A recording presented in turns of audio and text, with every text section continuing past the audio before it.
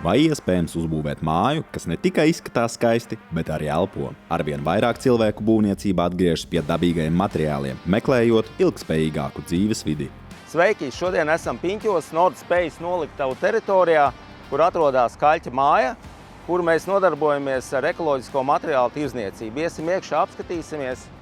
Šodienas būvniecībā arvien vairāk mēs atgriežamies pie saknēm, respektīvi izmantojam ekoloģiskus materiālus. Šobrīd mēs varam apskatīties Vesta Eko presēto salmu plāksni, izmērā 1,20 m uz 80 m ar spundi.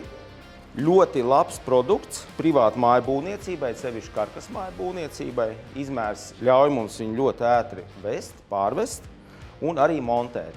Produkts ir ļoti blīvs pēc sava sastāva. Tas nozīmē to, ka mums ēkā būs ļoti laba skaņas izolācija, kā arī produktam ir ļoti laba siltuma ietilpība. Tas savukārt nozīmē to, ka vasarā mums būs patīkami vēss un ziemā mums būs labs siltums. Pieejami arī plānāki apdares plākšņu materiāli starpsienu izveidē. Viņas var montēt pa taisno uz staķņiem, kā šajā gadījumā var redzēt stātnes no apmēram 10 cm biezs. No abām pusēm apšojam ar plāksnēm un tad jau varam vilkt virsū vai nu kaļķa apmetumu, vai nu varam vilkt arī māla. Kas attiecās par saturu, ko mēs liekam iekšā kā siltinājumu, tad šeit mēs izmantojam arī ļoti labu ekoloģisku materiālu, tvaika caurlaidīgu materiālu, kas ir taisīts no otrreizējiem materiāliem. Tas ir makultūra pielietota, lignocelulozes un, protams, presētie salmi. Un, kad mēs esam izbūvējuši konstrukciju, nosiltinājuši ar Vesta Eko presēto salmu plāksnēm, varam ķerties klāt apdarei. Mūsu gadījumā mēs piedāvājam kaļķa apmetumu vai māla apmetumu. Kaļķis ir mehāniski noturīgāks.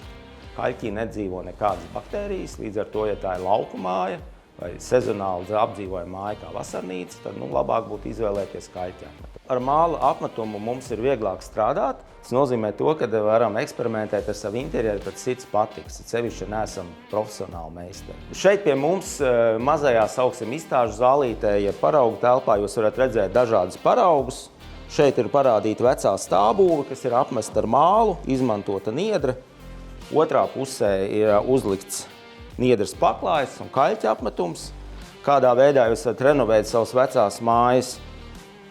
Šī paraugā jau vairāk ir apskatāmi kaļķa dažādi risinājumi, starpsienas izveide. Pie sienām mēs varam redzēt kaļķa krāsas, kuras var jaukt ar pigmentu palīdzību un panākt savu vēlamo toni. Un, protams, vēl viens aspekts var parādīt, ka, ja negribat taisīt eko māju, ir iespējams uz reģipsi nedaudz renovēt un uzklāt mālu, jeb kaļķa apmetumu, tādējādi nedaudz iegūstot citu interjeru un uzlabot nedaudz gaisa kvalitāti. Jūs droši varat šeit ierasties jebkurā laikā, arī brīvdienās, atslēdzam un aizslēdzam attālināt, un tad pēc tam sazvanamies un precizējam, kas interesēja, un jau varam runāt tālāk par konkrētiem pirkumiem.